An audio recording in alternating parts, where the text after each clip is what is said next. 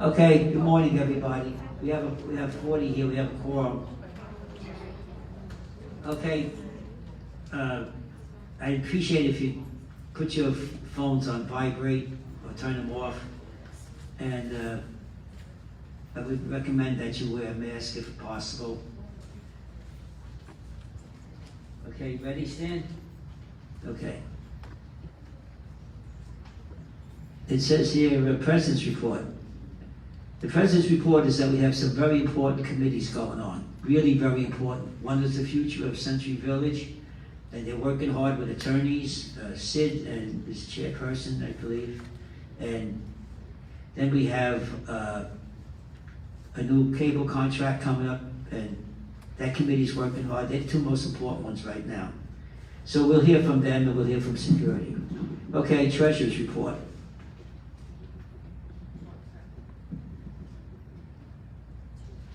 Good morning.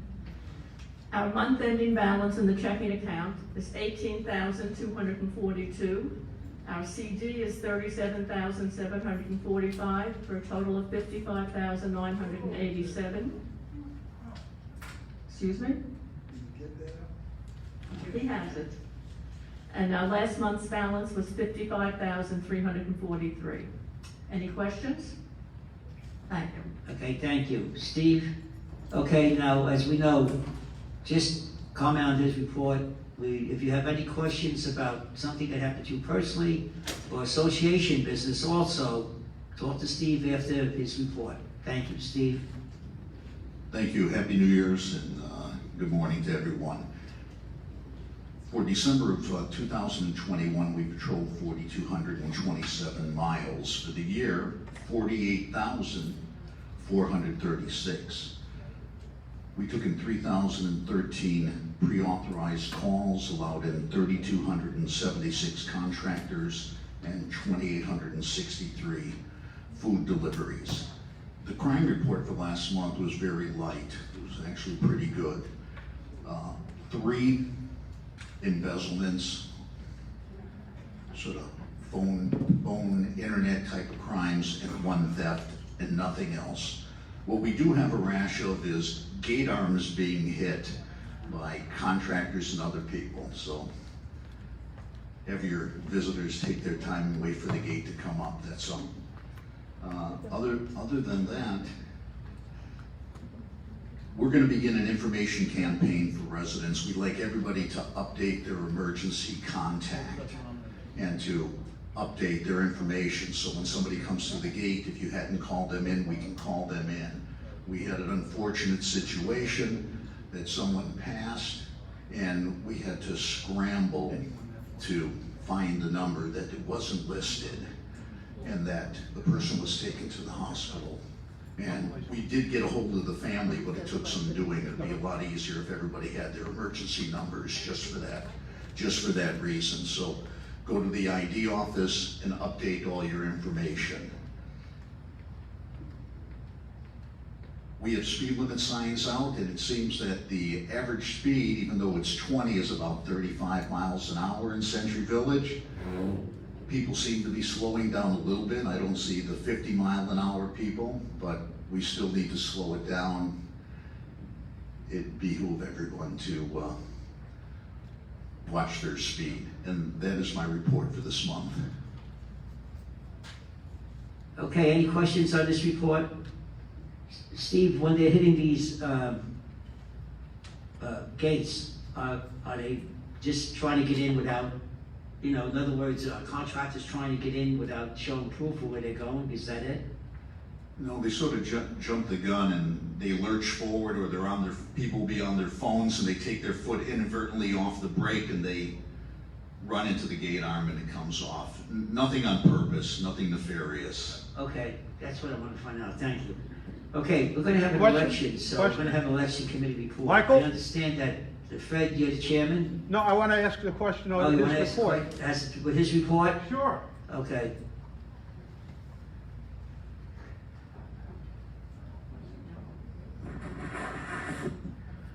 Steve, thank you for your report. On the driver feedback signs, otherwise known as your speed signs, I just want to get a little information. How many are deployed currently in the village?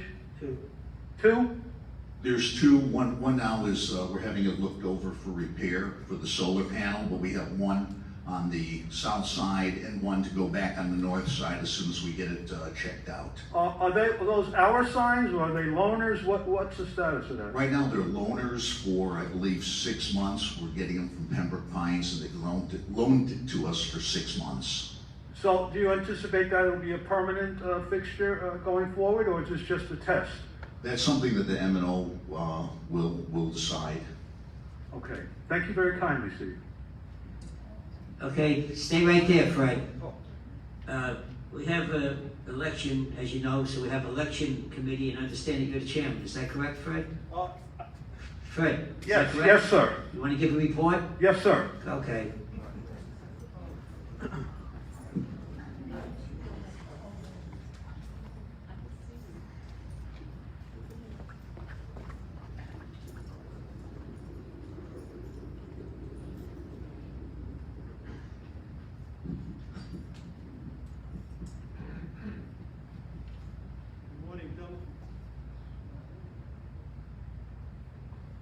Good morning, delegates and neighbors and to the board. I'm Fred Hadley. I was just elected by no opposition to once again chair the Cobrua Election Committee. As you know, in March annually we have an election of all 8 people sitting up on the dais here. They're all up for election. In addition, being an even-numbered year, because we have a staggered M&O committee of 7, 4 of those seats, as this is an even year, are eligible for re-election. Now, as of this point in time, everybody that's currently on the board and currently on M&O, the 4 that are expiring, have filed papers and are eligible to run in the March election. The nominations are still open, and there is one more opportunity if anybody who meets the eligibility requirements would like to run. And that would be at the February meeting in this room, what we call nominations from the floor. In order to qualify, you must either have served, this is for the 8 officers: president, first vice president, second vice president, secretary, treasurer, sergeant at arms, chief financial officer, and budget director. In order to qualify to be eligible to run for that, you must have served at least 12 months as a delegate, or you can be a sitting active director. No one else is eligible. Is that correct, Lynn? I think that's correct. Yes, but it's 9 months, not 12 months. Oh, yes, and there's a residency requirement too. You must have been a resident in the last year for at least 9 of the 12 months. Now, M&O is a slightly different rule. In order to run for M&O, you have to be either on the board that you see in front of you or a sitting director. Those are the only people that are eligible for the 4 seats. So if you care to run and you meet the residency and eligibility requirements, you come to this meeting and we will have a nomination meeting, and you can either nominate yourself or you can have somebody nominate you. You do not require a second. And if you want to serve, this will be your last opportunity to run for these important Cobrua offices. Are there any questions? Okay, hearing none. Have I covered everything, Lynn? Okay, thanks, Fred. Okay, thank you very kindly. Thank you. And be safe, please. Okay, Stan, Community Affairs, and then right after that, go into M&O, okay? Good morning, everyone. Community Affairs, I think we brought up the subject about Lyons Road between Glades and Palmetto Park being a curvy road. When it was repaired, originally when it was repaired a few years ago, they were thinking of making it a straight road, but that did not work out. So they've got an S-curve in there near Escondido, and I don't know the unit on the other side. Unfortunately, even though there was new paving and some tilting of the road, the center aisle was not wide enough. So anyone coming out of Escondido or the other side wanting to make a U-turn, the car is basically sticking out in the road, which is a dangerous situation. Plus, they've had some traffic accidents. So Commissioner Sachs is going up this month, or has a meeting scheduled this month to talk with the chairman of the Florida Department of Transportation to have engineers from the state review the situation and see how we can make it safer. That's about it. Of course, you have the new project coming up.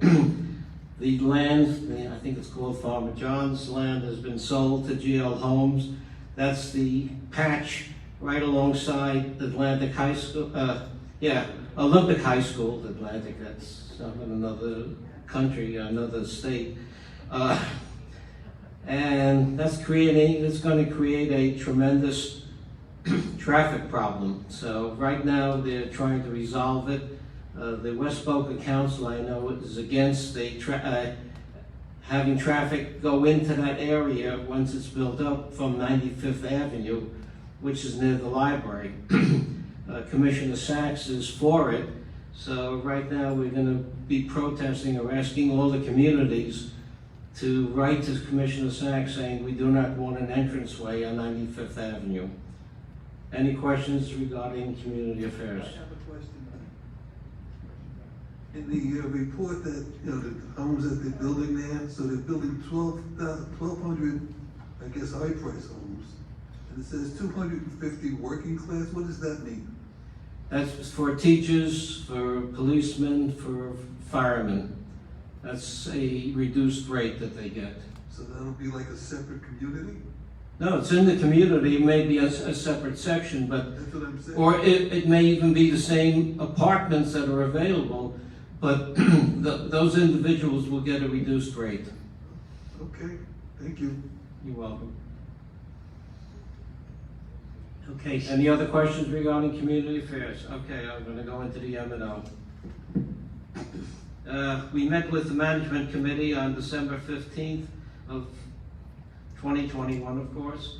Present was Judy Milliken, the vice president and administrator. Monica Wells, chief financial officer. Abby Koffler from entertainment, and Dan Cruz, regional facilities manager. Present for the committee was Ted Spar, David Fisher, Charles Rosenfeld, and myself. Highlights of the meeting. The crack in the pavement near the bus pickup station was repaired, but we're going to review it to see if it needs further fixing up. Except for the balcony section of the theater, all work has been completed. Instead of a railing in front of the seats blocking any view, a glass partition will be installed. Like everything else, we're waiting for it to be delivered. As residents have been attending shows, word of mouth on how impressive the theater is has increased ticket sales. Once again, we resumed movies in the theater. Our projector, which is over 10 years old, is going to be replaced. Right now, we're using a loaner that all three communities share in. We're still trying to work out a settlement with Academy Bus regarding the oil spillage on our roadways. A question was raised about security not allowing a company to put a boot on a car. The answer was that the association president did not call the company vehicle into the village at the automatic number or at the gates. He only spoke to the company representative. So that's what caused the confusion, and it's been straightened out. November collections, $61,846, most of which go back into our treasury. The flea market bus and dinner bus will resume this month, hopefully. Card Room 1 in the new area rear of the ping pong section will serve a dual purpose. Until 4 p.m. it will be available for classes and meetings. After 4 p.m. it will be for mahjong and cards. Due to the difficulty of hiring employees, The fitness center, as we mentioned previously, will be open on the weekends only to 2 p.m. on Saturday and Sunday. With the current virus creating problems, all residents are asked to cooperate with masking mandates. Everyone's health is involved, so we must all be responsible to keep healthy and safe and take care of ourselves and our neighbors. Any questions? Chairman has to recognize you, I think. I would pick it up. Okay, What is stopping Just a Century minute. Village from mandating masks indoors here? wait, 1 second, 1 second. Could you bring a mic over to her? Or take this mic and give it to her, because she just had an operation on her. She's had an operation on her knee and she can't go to the back. You take my mic and give it to her, okay? That's the question, you know? I don't know where you go.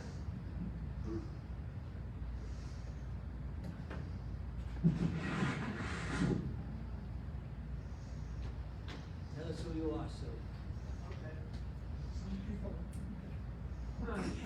Hi, I'm Susan from Ainsley. I have a simple question, a no-brainer really. Why isn't Century Village mandating masks inside the clubhouse? I know it can't be enforced 100%, we all understand that, but how do you not even try? Okay, it's not an easy answer that I can give you. Except for the theater, it may be easy to mandate a masking situation. In the theater, it's more difficult.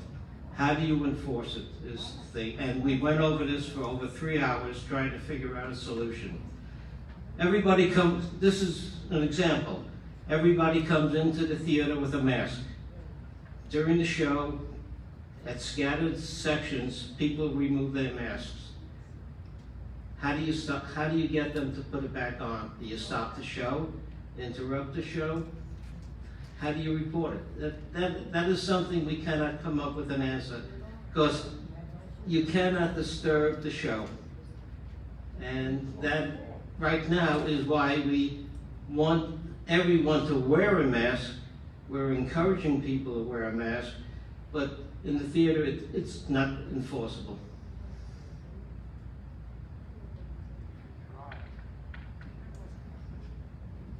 And yet other 55-plus communities are managing to at least mandate it, even if they can't control it. Century Village West Palm and Century Village Pembroke have not done that. Kings Point has done it. All right, I'll tell you what. We can go on back and forth, and you come up with something, I'll come up with something. You go to the front desk, like we always suggest, and write out a solution or a suggestion to how to solve the problem. The whole thing is enforcement, and that's the difficult part. I appreciate that, but I think the effort should still be made. I'm suggesting how you go about suggesting it.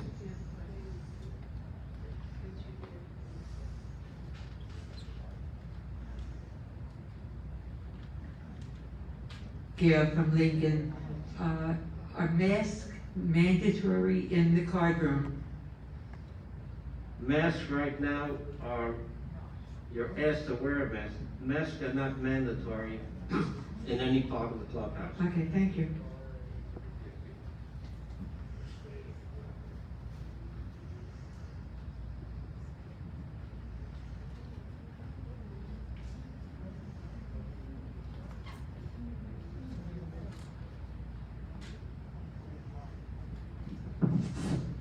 Larry Krakow accident.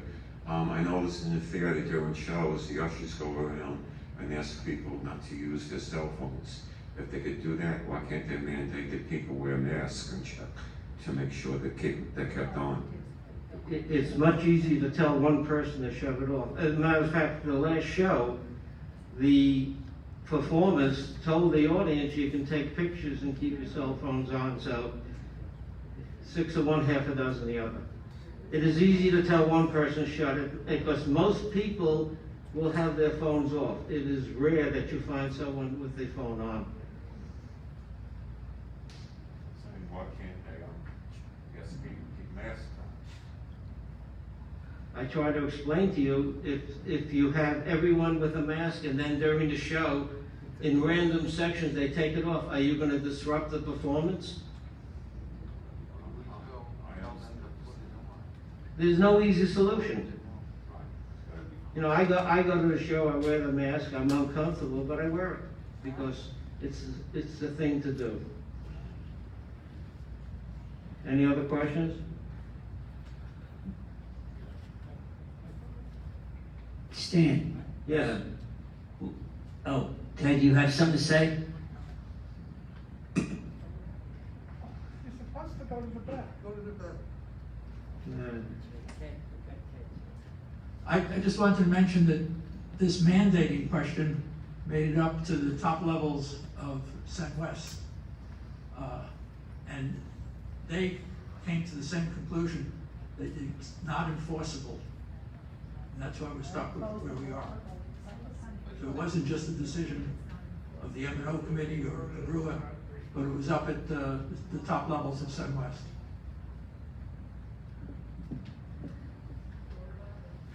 Larry Levine, Brighton C. It seems to me that the issue here is the aspect of consequences. You mentioned enforcing. Well, if you start with consequences, then you're going to enforce the situation. For example, if the rule is anybody that comes in the clubhouse has to wear a mask, if they decide not to, then they won't be allowed in the clubhouse any further. Same thing with the theater. If the requirement is that you wear a mask in the theater and you're found to not be wearing it, then they just refuse to let you have any more entrance into the theater to buy tickets.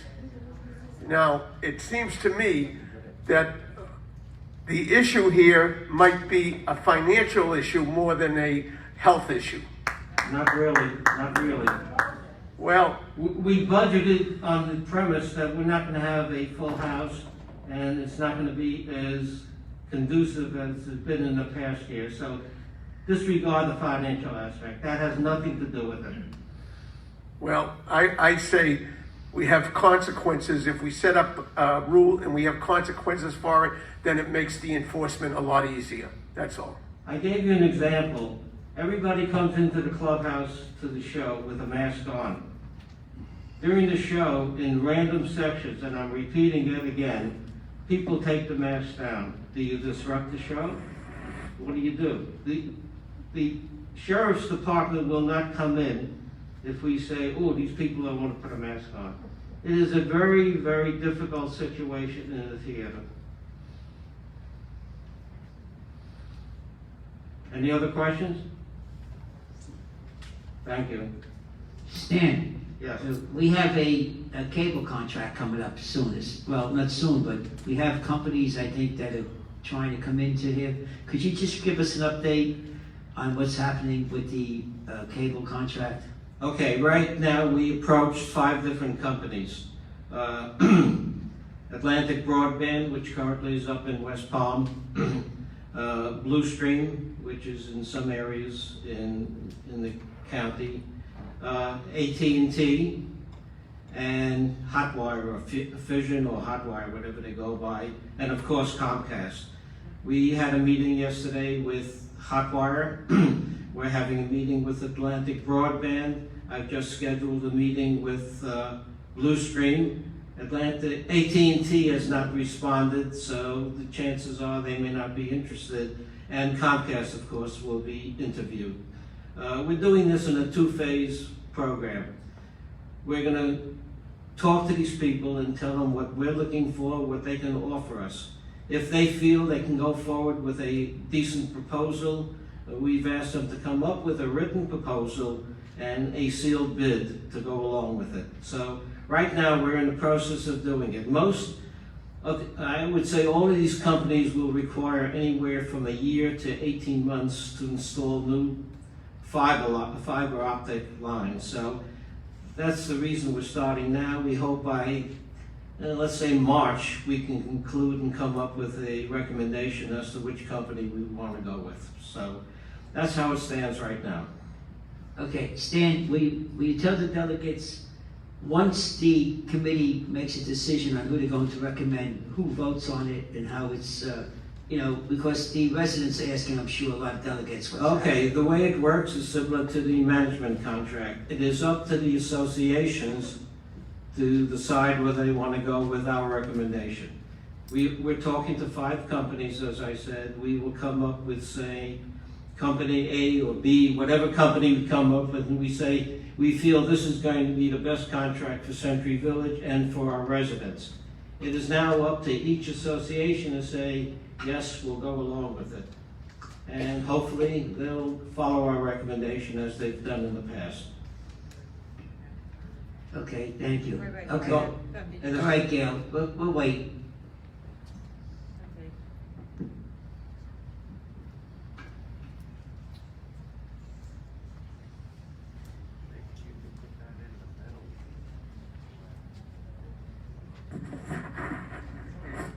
Okay. Gail at Lincoln. No, you're not talking to the mic there. Talking to the mic, okay. Lower it a little. Dave, help her out. Gail at Lincoln, okay. From what I know from various people, from various associations, Atlantic Broadband and Hotwire are god-awful. I'm not just shilling for anybody, but nobody I know who has those, either one of those, are happy with them. People who have Atlantic Broadband are buying Comcast on their own, even though they're paying for that in their maintenance. So I strongly suggest, besides talking to the people who are going to sell you all kinds of wonderful ideas, to speak to people that from the associations that they are in, and not the mucky-mucks there, the people, the little people there, and ask them how they like their service, but the services in both companies are awful. Other than that, I have no idea who the other company is, so I rest my case. I said my piece, as I always do. Thank you for your comment. Just one comment in reference to what you're saying. I know people who have Hotwire and they are very happy with it. Okay, go ahead, Stan. All right, let me just say one thing. The people on the committee are experienced. I know I go back to Adelphia. That's how far back I go. And we more or less have worked with these cable companies over the years. And I think we know what we're doing, and we'll come up with a recommendation that we feel will be best for the residents. Make sure the programming is right, the internet is, giving you good service and so forth. Telephone service, cell phone service, if they can, accommodate us. And so all of these are taken into consideration. We give these companies the third degree. They come back with suggestions, and hopefully their proposals will be reviewed and we'll come up with something that we feel is best for the community. Stan, will you tell the delegates so they can tell the residents why no one's here, that they used to be here, remember, in room C to help you out? Could you tell them why they're no longer Okay, here? right now, Comcast used to be in here 2 days a week, Monday morning and Wednesday afternoon. Since the pandemic has been going on, their policy is not to have their people in the building where there's going to be a lot of give and take with residents. So I have a great working relationship right now with our new representative. If you can't get satisfaction when you call the Comcast people, just let me know, or through Maggie, let me know that there's a problem, or through Sherry. And so far I've been successful. We've resolved most problems within a day or two. Okay, thank you. You're welcome. Any other questions for Stanley on this? Okay, anything other old business? Yes. 2028. Oh, I'm sorry. We don't have it written down. I have to start writing that down. This is on if we're gonna buy this association or not. Sid Swartz will tell you. I'm assuming you would like to hear about 2028 and what's going on. Our attorneys met with Mark Levy and the counsel for Sen West and their chief financial officer. And the meeting went well. There don't seem to be any obstacles. The attorneys are all reading the contract. There are multiple contracts. There are pages and pages of documents that all of you signed on to when you bought your units. And but they all seem to be in agreement with what those documents say. At this point, our attorneys are drawing up for us what they're going to call an action plan. And there are lots of things that we have to get done before 2028 if we then decide that we want to do the buyout. I mean, we're not required to. This is an option. It's an option agreement that we have. Some of the things that we have to consider between now and getting anything done, and our attorneys are planning a financial plan, an administrative plan. We're going to need an entity to manage the whole process. We're going to need a voting vehicle, and we're going to need experts on finance, property values, appraisals, and of course accountants. And again, this is going to stretch over the next 6 or 7 years. At this point, as I said, our attorneys are drawing up an action plan to present to the committee. The committee will review it, make any suggestions, and after that, that action plan will be brought to the presidents. And the presidents will then be able to understand and bring back to their membership a real plan of what's going to be happening over the years. So that's where we stand now. The next step, as I say, the committee will be receiving an action plan and meeting with our attorneys. Thank you. Anybody have any questions for Sid? This committee is the most important committee we have going right now. You know, cable will straighten it out and all the other committees. But this is the future of Century Village. This is the most important committee, and they're doing a great job, as all committees are. But this is a tough one, because the future of Century Village depends on what this committee recommends and what you vote on. Okay, anything under old business? New business? Good and welfare? Good and welfare from the residents? Anybody? Fred? Okay.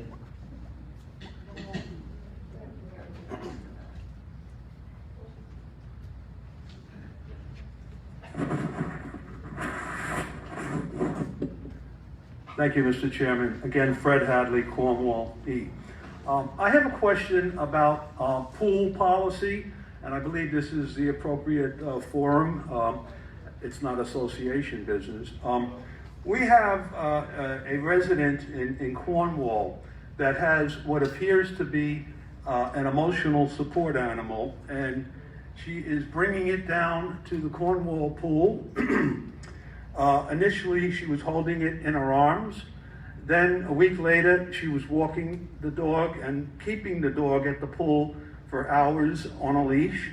And then on 2 consecutive days last week, she let go of the leash and let the dog run all the way around the pool in circles, which I don't believe that a service animal, now there is a sign on the board, the rules and regulations of the pool, that state no pets, no animals except service animals as defined under the Florida statute. My understanding of service animals is that they are highly trained, responsible animals. They never bark unless there's imminent danger of somebody stepping off a curb in front of a truck, they're gonna bark, but other than that, they never bark, and they certainly don't abandon their master and go running around the pool. So I would like to get, maybe from Steve Stein or from any of you on the dais, a clearly defined policy of whether this particular animal falls under the definition of service animal, and what can be done, because my fear is that if you allow one, you have to allow 20. And I didn't move down to Florida to sit down by the pool and try to read or take a nap and relax and listen to dogs barking back and forth among themselves. May we have some kind of guidance on that issue, please? Well, Steve is coming to answer that, Mike. what's that? Steve is coming. Yeah, Steve is coming up now.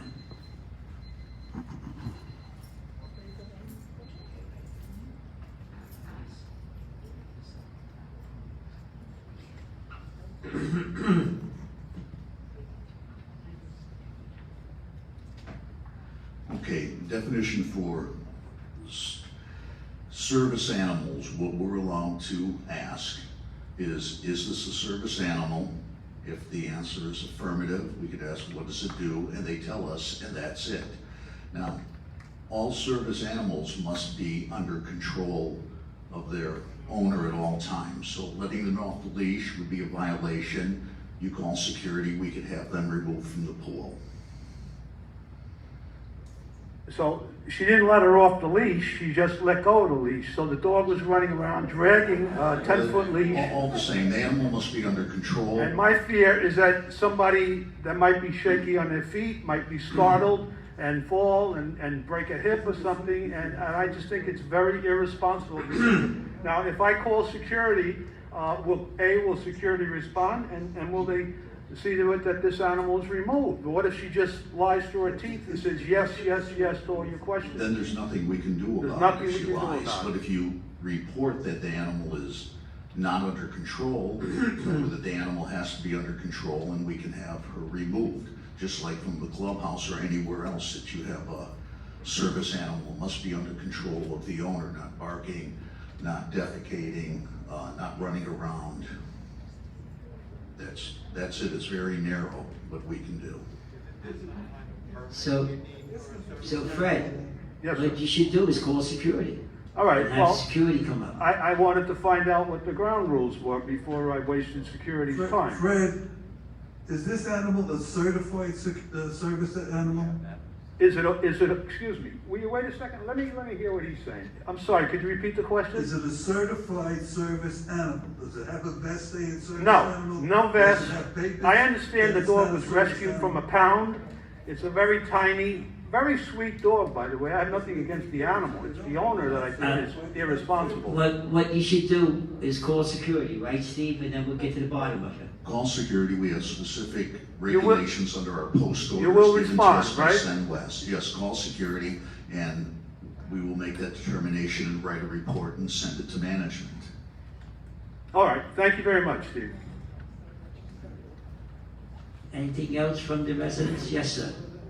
I just wanted to know, with minutes in the January paper for those. Could you speak a little louder, please? And these, from December minutes, I didn't notice they were in the January paper. Were they omitted, or I didn't see them. Usually they are. In the Cobrua. I'm sorry. I'll have it. Anybody else have a difficulty understanding? I just wanted to know if the minutes. He wants to know if the minutes were in the Cobrua Reporter of the last meeting. Oh. We'll have the secretary answer that. Because of the way the December calendar fell, the deadline for publication preceded the meeting, and it was impossible to get the minutes in. So therefore, the February edition will contain today's minutes and last month's minutes, and they will be approved at that time. Thank you. That's a good question. Not too many people, you're the second person that asked. That's a good question. Yes. Hi, Henry Bader, Guilford. Is one of the earth-shattering issues. We have signs along the lake that are posted warning residents of alligators and snakes. And one suggestion is that that we have signs posted reminding residents and visitors and guests who might take advantage of the lake that this is a catch and release lake, that fish that are caught need to be released or treated in such a way. All right, that's it. Thank you. Okay, you feel that people are keeping the fish, is that it? Well, I don't know what they do or not, but I'm sure Is a it lot like of a residents, reminder? Okay, we'll a look lot of into that. residents don't realize that this is a catch and release. Okay, that's a good idea. Remind them that when you catch the fish, don't take it home and eat it. Okay, that's a good idea. We'll look into it. Thank you. That's at their own risk. Anybody else? Okay, thank you very much. Thank you for coming. I appreciate it. See you next month. We need a motion to adjourn. Nobody else? You got a motion, Alan? We need your name, because Alan yells at me, we don't get your name. Thank you. Thanks for coming, appreciate it.